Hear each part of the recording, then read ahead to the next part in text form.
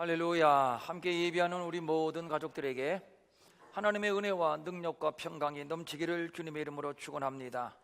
지난주에 포항에서 진도 5.4 규모의 지진이 발생해서 지금 포항 시민은 공포스러운 나날을 보내고 있습니다.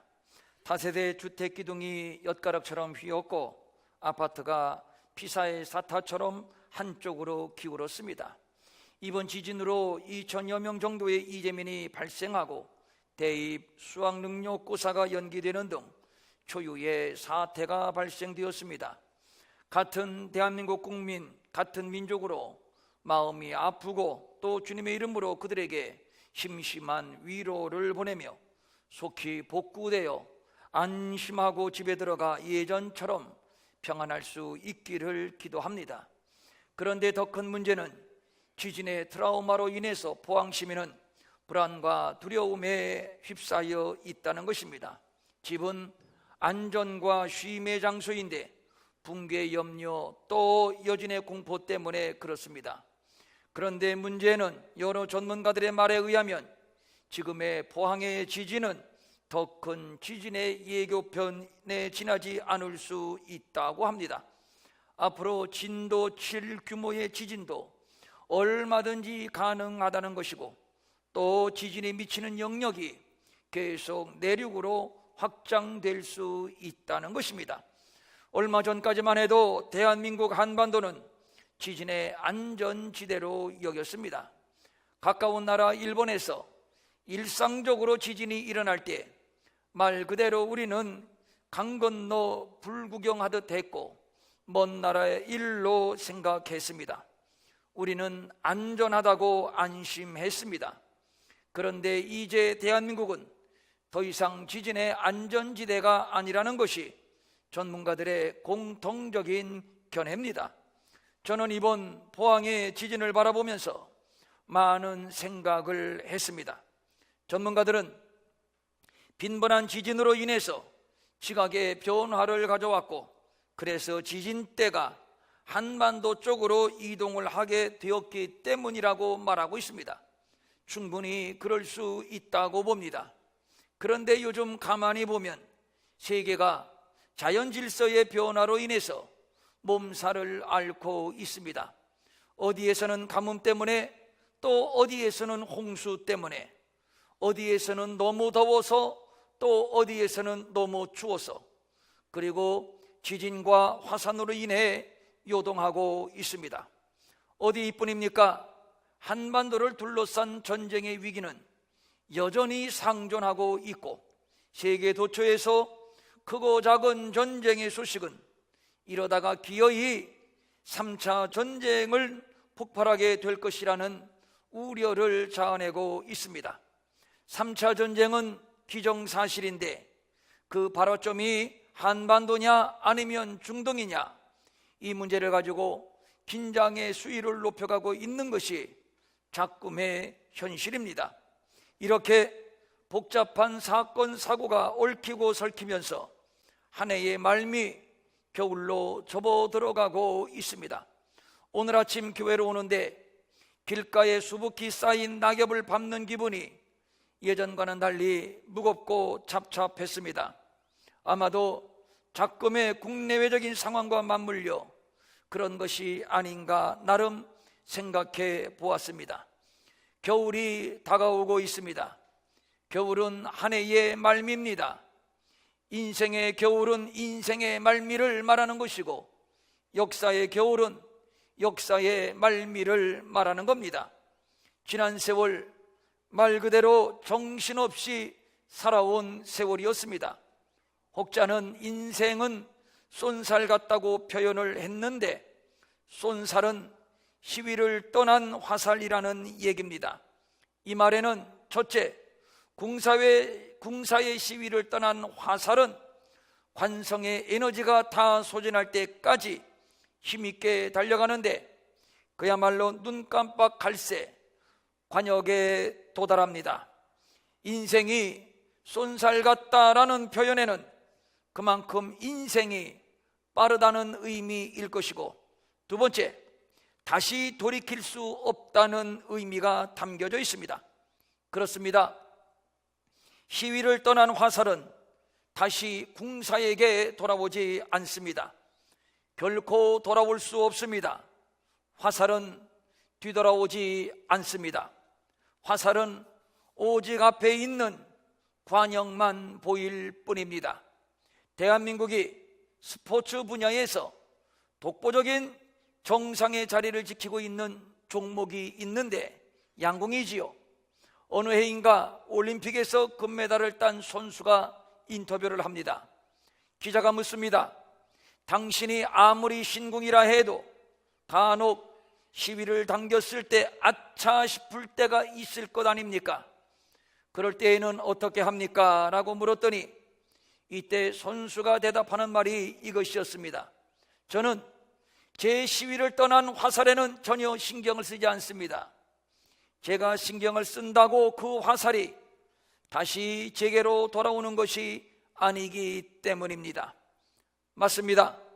궁사의 시위를 떠난 화살은 다시 궁사에게로 돌아오지 않습니다. 이것이 쏜살의 특징입니다. 인생이 쏜살과도 같다는 표현을 할 때 바로 이런 의미가 담겨져 있는 것이 아닌가 싶습니다. 다시 돌아오지 않습니다. 젊었던 시절도 다시 돌아오지 않고 지혜롭고 총명했던 시절도 다시 돌아오지 않습니다. 이것이 인생이요, 이것이 역사입니다. 그래서 역사에 가정이란 것이 없다 하는 것이고, 그래서 인생 50이 되고 60이 되면 자기 얼굴에 대하여 자기가 책임을 져야 한다는 말이 있기도 하는 겁니다. 시간은 흐릅니다. 쏜살같이 말입니다. 인생이 화려한 과학과 문화를 자랑한다 해도 할 수 없는 것이 있으니 곧 시간을 되돌리는 것입니다. 어떻게 겨울을 봄으로 되돌리며 어떻게 가을을 여름으로 되돌릴 수 있습니까? 안 되는 일입니다. 70대가 어떻게 60대가 될 수 있고 50대가 어떻게 30대, 20대가 될 수 있습니까? 요즘 성형이 발달해서 외형을 젊은 모습으로 변형시키기도 합니다만 외형만 젊어졌다고 젊어지는 것입니까? 안 되는 일입니다. 늙고 죽는 것은 거스를 수 없습니다.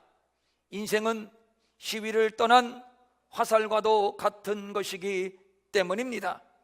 이것을 인정해야 하고 또 이것을 받아들여야 합니다. 이러한 인생을 성경 시편 39편 5절은 이렇게 말하고 있습니다. 주께서 나의 날을 한 뼘 길이만큼 되게 하심에 나의 일생이 주 앞에는 없는 것 같사오니 사람은 그가 든든히 서 있는 때에도 진실로 모두가 허사뿐이니이다. 한 뼘 길이밖에 안 되는 인생입니다. 돈 벌고 출세하고 모든 것을 얻었다 해도 모두가 허사입니다. 허무하다는 얘기입니다. 그래서 솔로몬은 헛되고 헛되며 헛되고 헛되니 모든 것이 헛되도다. 해 아래서 수고하는 모든 수고가 사람에게 무엇이 유익한가? 라고 말을 했는데 초유의 부귀 영화를 누려보고 내린 솔로몬의 결론입니다. 여기에서 사람이라고 하는 단어의 히브리어는 아담인데 범죄한 아담의 결국은 흙으로 왔다가 흙으로 돌아가는 허무한 인생입니다. 아무리 든든히 섰다 해도, 즉 능력이 있고 성공하고 출세하고 또 많은 업적을 쌓아 훈장을 덕지덕지 달았다 해도 그래봐야 한 뼘밖에 안 되는 짧은 인생이요, 결국은 흙으로 돌아갈 허무한 인생밖에는 아무것도 아닌 것입니다. 나의 일생이 주 앞에는 없는 것 같사오니 하나님 앞에 인생은 별것이 아니라는 얘기입니다. 이렇게 찬란한 문화, 찬란한 업적을 이룩했는데요, 그렇습니다. 그래서 이사야 40장 15절의 성경은 이렇게 말하고 있습니다. 보라, 그에게는 열방이 통의 한 방울 물과 같고 저울의 작은 티끌 같으며 섬들은 떠오르는 먼지 같으리니, 결국 별것이 아니라는 얘기입니다. 하나님 앞에서는 열방이 통의 한 방울 물, 저울의 작은 티끌, 수많은 섬들은 떠오르는 먼지 정도밖에는 안 되는 것입니다. 하나님께서 한번 불어버리시면 흔적도 없이 날아가고 또 흔적도 없이 무너질 것들입니다. 돌 위에 돌 하나 남지 않고 말입니다. 바벨탑도 무너졌고 소돔과 고모라도 무너졌습니다. 계시록 18장 2절은 세상 나라 바벨론의 심판을 이렇게 외치고 있습니다. 무너졌도다 무너졌도다 큰 성 바벨론이요, 귀신의 초소와 각종 더러운 영이 모이는 곳과 각종 더럽고 가증한 새들이 모이는 곳이 되었도다. 이것을 순순히 인정해야 합니다. 봄, 여름, 가을이 지나면 어김없이 겨울입니다. 이것을 인정하지 못하니까 인생이 한도 끝도 없는 교만과 욕심으로 사는 겁니다. 얼마나 오만방자한지 모릅니다. 그러므로 우리가 유념해야 할 것은 하루하루가 참으로 소중하다는 것이요, 겸손해야 한다는 겁니다. 누가복음 21장 25절입니다. 1월 성신에는 징조가 있겠고 땅에서는 민족들이 바다와 파도의 성난 소리로 인하여 혼란한 중에 곤고하리라. 그러면서 28절입니다. 이런 일이 되기를 시작하거든 일어나 머리를 들라, 일어나 머리를 들라, 너희 속량이 가까웠느니라 하시더라. 역사의, 성경의 역사관은 종말론적인 역사관입니다. 우주적인 종말이든 개인적인 종말이든 종말은 반드시 있습니다. 그런데 그 종말이 언제 있을 것인가? 그것은 아무도 모릅니다. 성경 마태복음 24장 43절은 그날은 도둑과 같이 임하게 될 것이라고 말하고 있습니다. 도둑은 언제 온다고 예고하지 않습니다. 굳이 말하자면 도둑은 오지 않을 것이다 라고 방심할 때 들이닥칩니다. 종말은 그렇게 올 것이며, 그래서 항상 깨어 준비해야 하는 것입니다. 지금 곧 종말이 올 것처럼 말입니다. 오늘 본문은 바울에 관한 얘기입니다. 바울은 예수님 이후로 기독교사의 가장 위대한 업적을 남긴 사람입니다. 신약성경 전체의 절반을 바울이 썼고 불모지 이방 세계에 복음을 전한 개척자이기도 합니다. 헬라인을 만나면 철학으로, 종교인을 만나면 종교로 복음을 변론했던 사람, 때로는 죽은 자를 살리기도 했던 능력의 사람, 하여간 위대하다는 찬사가 지나치지 않을 사람입니다. 그런데 바울이 로마 감옥에 갇혔습니다. 그리고 지금 겨울을 맞이하게 되었습니다. 디모데후서는 바울이 죽음을 앞두고 남긴 바울의 마지막 유작이라고 할 수 있습니다. 바울은 지금 자기의 인생을 돌아보고 있습니다. 죽음을 준비하고 있다는 얘기지요. 인생을 돌아보며 죽음을 준비한다, 이거 누구나 할 수 있는 일이 아닙니다. 그런 의미에서 바울은 참으로 신중하고 지혜롭게 산 사람이라고 말할 수 있을 겁니다. 바울이 지금 믿음의 아들 디모데를 부르고 있습니다. 9절입니다. 너는 어서 속히 내게로 오라. 그리고 21절입니다. 너는 겨울 전에 어서 오라. 이 말은 서둘러 오라, 급히 오라, 열심히 오라라는 것인데, 이것은 바울이 디모데의 로마 방문을 적극적으로 요청하고 있음을 의미하는 것입니다. 그러면 바울이 왜 디모데를 급히 부르는 것일까요? 머지않아, 이제 곧 머지않아 순교하게 될 것을 예감하고 있기 때문입니다. 6절입니다. 전제와 같이 내가 벌써 부어지고 나의 떠날 시각이 가까웠도다. 여기에서 전제라고 하는 말, 이 말은 구약에서 제사를 드릴 때 포도주를 쏟아붓는 의식을 거행했는데 이것이 곧 전제입니다. 그러니까 바울은 자신의 죽음을 순교의 죽음과 연관시켜 설명하고 있는 것이지요. 이것을 우리말 공동번역 성경은 나는 이제 피를 부어서 희생 제물이 될 준비를 갖추었다, 이렇게 번역해주고 있습니다.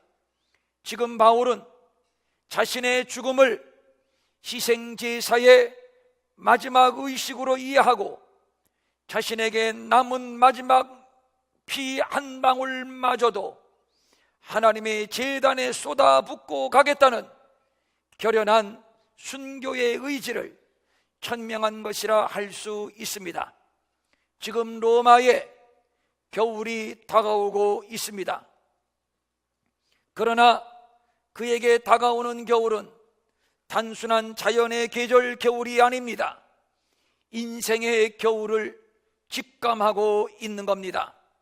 겨울은 낙엽은 떨어지고 열매도 없는 황량한 계절입니다. 추운 계절이요, 배고픈 계절입니다. 많은 사람들이 고통스러워하는 계절입니다. 봄, 여름, 가을을 거쳐오면서 바쁘고 분주했던 일손을 놓고 쉬는 계절이요, 또 안식하는 계절이기도 합니다. 바울의 인생은 정말이지 숨가쁘게 달려온 세월이었습니다. 바울은 자신이 살아온 세월을 이렇게 고백하기도 했습니다. 디모데후서 4장 7절과 8절입니다. 나는 선한 싸움을 싸우고 나의 달려갈 길을 마치고 믿음을 지켰으니 이제 후로는 나를 위하여 의의 면류관이 예비되었다. 그는 사명을 위하여 선한 싸움을 싸웠습니다. 여한 없이 달려갈 길을 마쳤습니다. 그리고 순교의 각오로 믿음을 지켰습니다. 숱한 고비를 넘기며 쉼 없이 달려온 세월, 그래서 이렇게 고백을 합니다. 내가 수고를 넘치도록 하고 옥에 갇히기도 더 많이 하고 매도 수없이 맞고 여러 번 죽을 고비를 넘겼다. 그리고 이제 그는 모든 것을 마무리해야 하는 겨울을 맞이하게 되는 순간입니다. 이 순간 그는 디모데를 부르고 있습니다. 그것도 지체하지 말고 빨리 어서 속히 내게로 오라고 재촉을 합니다. 시기적으로 지중해의 겨울은 일체의 항해가 중단됩니다. 그때 가면 미처 준비하지 못하고 겨울을 맞게 되면 오고 싶어도 올 수가 없습니다. 그러므로 겨울이 오기 전에 어서 빨리 내게로 오라는 것입니다. 겨울은 올 것입니다. 어김없이 올 것입니다. 이제 곧 닥치게 될 겁니다. 개미와 배짱이의 이야기를 알 것입니다. 겨울은 올 것인데, 반드시 올 것인데, 그런데 배짱이는 겨울이 오지 않을 것처럼 살았습니다. 세월아 내오라 살았습니다. 노새 젊어서 노새, 늙어지면 못 노나니, 겨울이 오면 못 노나니. 배짱이는 흥청망청 살았습니다. 어리석은 배짱입니다. 왜 겨울을 대비하지 않습니까? 봄, 여름, 가을, 겨울, 자연의 이치는 알면서 어째서 인생의 이치는 알지 못하는지요? 그래서 마태복음 16장 3절에서 예수님은 이렇게 말씀하고 있습니다.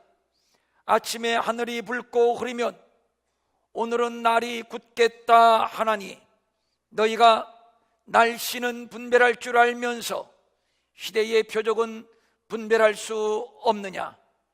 어느 부자가 한 해 동안 농사를 잘 져서 많은 곡식을 수확하고 창고에 가득 쌓아두었습니다. 그리고 얼마나 좋았던지 이렇게 혼자 중얼거립니다. 영혼아, 여러 해 쓸 물건을 많이 쌓아두었으니 평안히 쉬고 먹고 마시고 즐거워하자. 이때 하나님께서 말씀합니다. 어리석은 자여, 오늘 밤에 내 영혼을 도로 찾으리니 오늘 밤에 내 영혼이 겨울을 맞게 되리니, 그러면 내 준비한 것이 누구의 것이 되겠느냐? 그러니까 이 부자는 언제까지 봄날 인생일 것으로 생각했지, 이제 곧 자기의 인생의 깜깜한 밤, 차가운 겨울이 올 것을 생각하지 않았습니다. 급히 서둘러 겨울을 준비해야 합니다. 왜냐하면 불시에 겨울은 닥쳐올 것이기 때문입니다. 그래서 바울은 디모데를 향해서 어서 속히 오라고 재촉하고 있는 겁니다. 바울은 디모데에게 오라고 하면서 몇 가지를 부탁하고 있는데, 그 가운데 하나가 마가를 데리고 오라는 겁니다. 마가는 바울이 2차 전도 여행 시에 의견을 달리했기 때문에 불명예스럽게 헤어진 사람입니다. 서로 간에 앙금이 남아있는 사이입니다. 그런데 바울은 겨울 전에 마가를 보기 원했습니다. 그 이유는 11절을 보니까 그가 나의 일에 유익하다는 것입니다. 여기에서 나의 일은 디아코니안인데 교회와 관련된 봉사, 하나님 나라와 관련된 사역을 말하는 겁니다.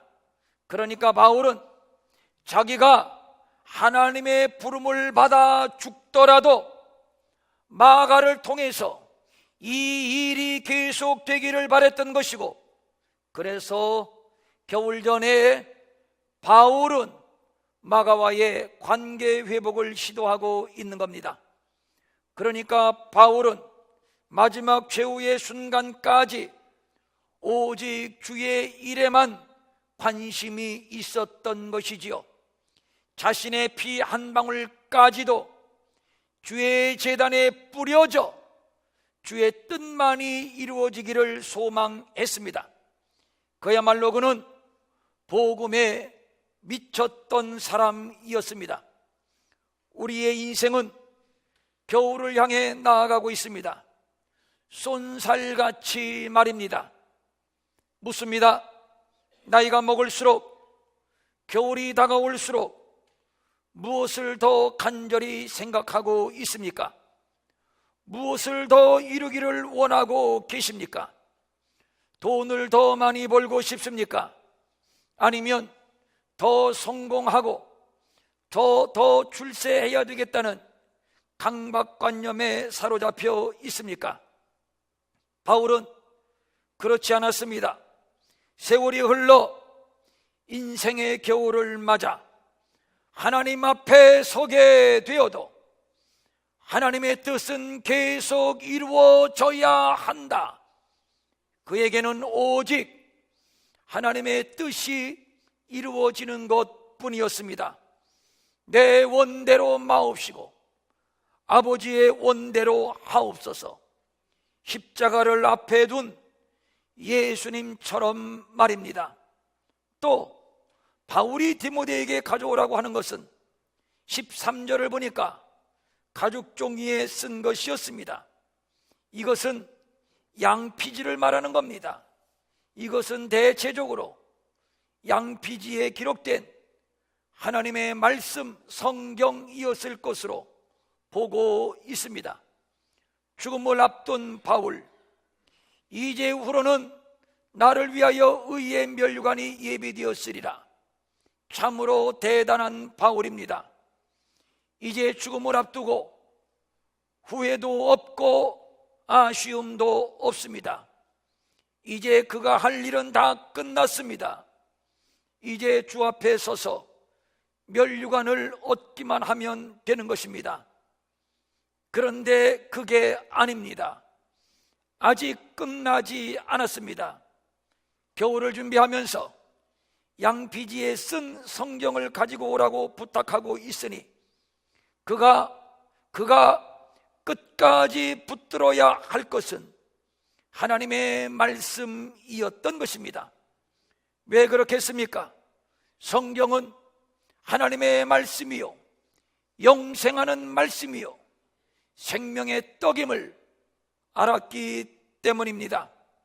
지금까지 승리했어도 마지막 최후 어느 순간에 꼬꾸라질 수 있다고 생각을 했던 겁니다. 그는 인생이 대단한 것 같지만 그러나 한편 별것 아님을 알았던 지혜로운 사람이었습니다. 그는 자만하지 않았습니다. 끝까지 겸손했고 끝까지 신중했고 끝까지 거룩과 의를 열망했습니다. 다윗, 그는 어려서부터 하나님을 경외했고 하나님의 마음에 합한 자였습니다. 내 뜻을 다 이룰 자니라. 하나님도 그에게 칭찬을 아끼지 않으셨습니다.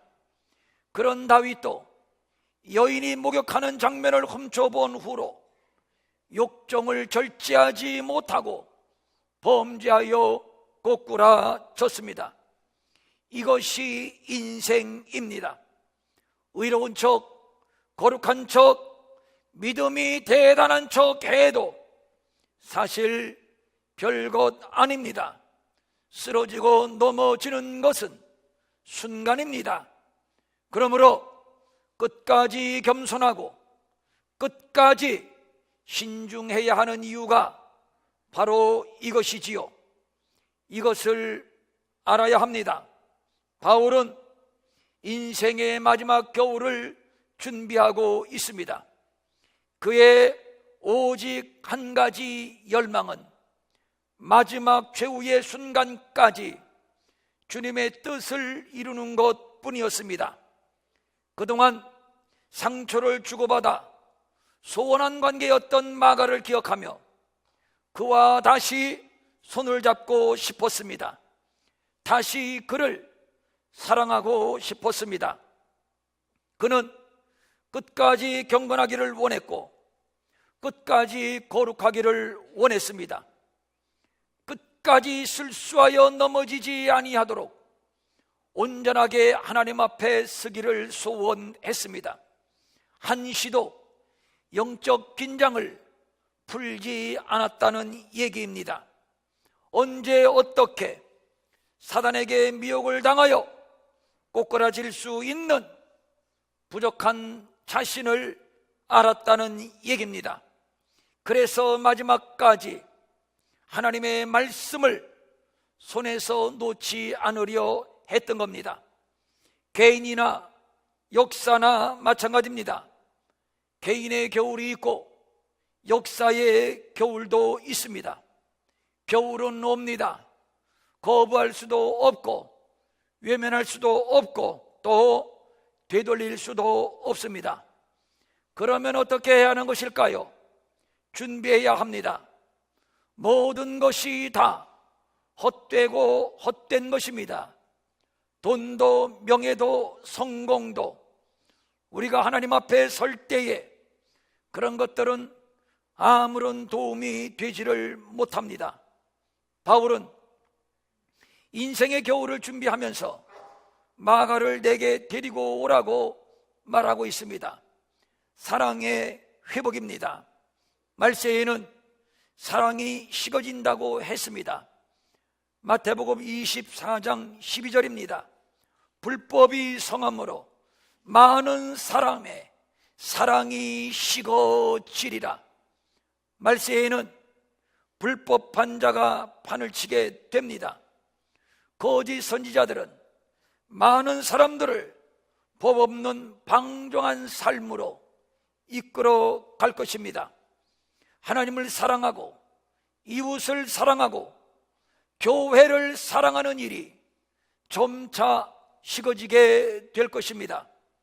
교역자와 성도 간의 불신이 극대화될 것이고 성도들은 점점 이기적이 될 것이고 파당짓고 분열하고 교회는 강도의 소굴이 되어 지극히 세속주의로 흐르게 될 것입니다.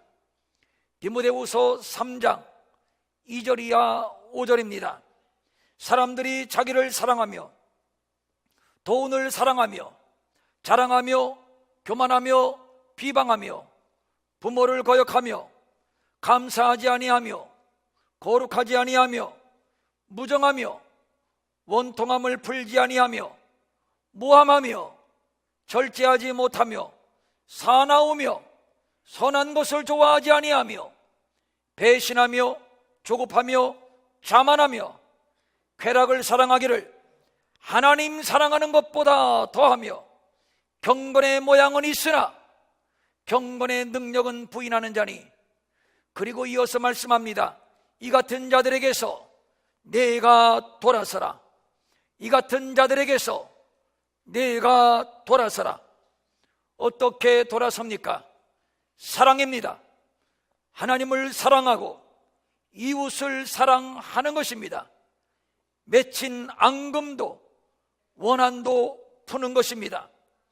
내가 먼저 다가가는 것이고 내가 먼저 손 내미는 것이고 내가 먼저 안아주는 것이고 내가 먼저 미안하다고 해야 하는 것입니다. 누구도 사랑해야 할 대상이지 미워해야 할 대상은 지구상에 아무도 없다는 사실을 우리는 겨울을 준비하면서 심각하게 받아들여야 할 것입니다. 겨울이 다가올수록 하나님의 말씀을 가까이 해야 합니다. 하나님의 말씀을 붙들어야 합니다. 왜냐하면 불법한 자들, 거짓 선지자들이 진리를 오도하여 성도를 꿰고 교회를 꿰일 것이기 때문입니다. 쾌락을 사랑하기를 하나님 사랑하는 것보다 더하며 경건의 모양은 있으나 경건의 능력은 부인하는 죄악의 절정의 시대이기 때문이며 이런 세상을 이기는 힘이 바로 말씀에 있기 때문입니다. 그래서 로마서 13장 11절 이하 14절은 이렇게 말씀하고 있습니다. 또한 너희가 이 시기를 알거니와 자다가 깰 때가 벌써 되었으니 이는 이제 우리의 구원이 처음 믿을 때보다 가까웠음이라. 밤이 깊고 낮이 가까웠으니 그러므로 우리가 어둠의 일을 벗고 빛의 갑옷을 입자.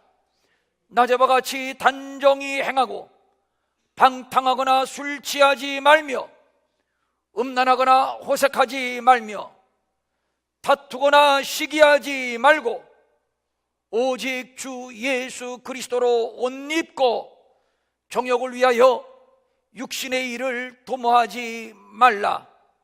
이 말씀을 본문에 빗대어 저는 이렇게 읽어드리고 싶습니다. 또한 너희가 이 시기를 알라. 겨울이 가까워 오고 있느니라. 아니, 겨울이 이미 너희에게 이르렀느니라. 그러므로 지금은 자다가 깰 때니라. 밤이 깊고 낮이 가까웠으니 그러므로 사랑하는 내 백성들아, 지금은 겨울을 준비할 때니라. 겨울은 옵니다. 아니, 이미 우리의 코앞에 다가왔다고 보는 것이 더 맞는 말일 것입니다. 그러므로 지금은 자다가 깰 때요, 일어나 머리를 들 때입니다. 오직 주의 일에 더욱 힘쓰며 서로 사랑하여 함께 주의 일에 연합하는 귀한 우리 모든 성도들이 될 수 있기를 바랍니다. 그리고 하나님의 말씀을 손에 들고 말씀의 능력으로 죄의 소욕을 이기고 죄의 유혹을 이기고 세상을 이기고 거룩함으로 그 나라를 준비하는 지혜로운 자들이 되어야 할 것입니다. 마태복음 24장 6절이야 8절입니다. 난리와 난리 소문을 듣겠으나 너희는 삼가 두려워하지 말라. 이런 일이 있어야 하되 아직 끝은 아니니라. 민족이 민족을, 나라가 나라를 대적하여 일어나겠고 그곳에 기근과 지진이 있으리니, 기근과 지진이 있으리니 이 모든 것은 따라합니다. 재난의 시작이니라. 재난의 시작이니라. 끝이 아니라 이제 재난의 시작일 뿐이라는 것입니다. 앞으로 난리와 난리의 소문, 기근과 지진의 소문은 걷잡을 수 없이 정신없이 소름 끼칠 정도로 계속 들려올 것입니다. 아니, 어쩌면 그런 재난이 원하지는 않지만 우리가 살고 있는 이 땅 대한민국에서 일어나게 될런지 아무도 모릅니다. 이제 곧 겨울은 올 것입니다. 그렇기 때문에 대비할 것을 성경은 말씀하고 있으며 우리에게 이렇게 위로해 주고 있습니다. 따라합니다. 너희는 삼가 두려워하지 말라. 한 번 더, 너희는 삼가 두려워하지 말라. 그리고 또 본문에서 말씀합니다.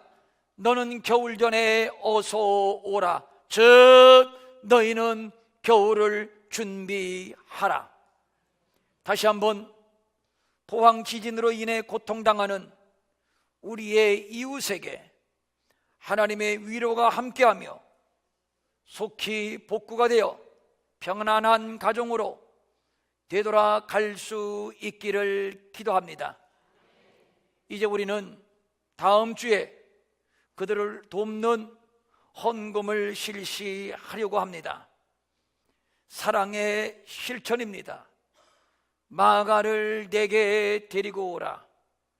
겨울을 맞이하면서 바울은 서로 상처가 있고 앙금이 있었던 마가를 기억하며 관계를 회복하고 사랑하기를 원했던 겁니다.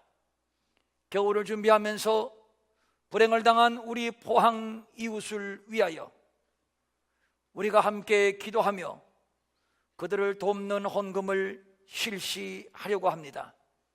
우리 모두가 함께 동참해서 작게나마 이것이 저들에게 위로가 되며 또 우리 개인적으로는 겨울을 준비하는 지혜롭고 복된 주의 성도들 되시기를 주님의 이름으로 축원합니다.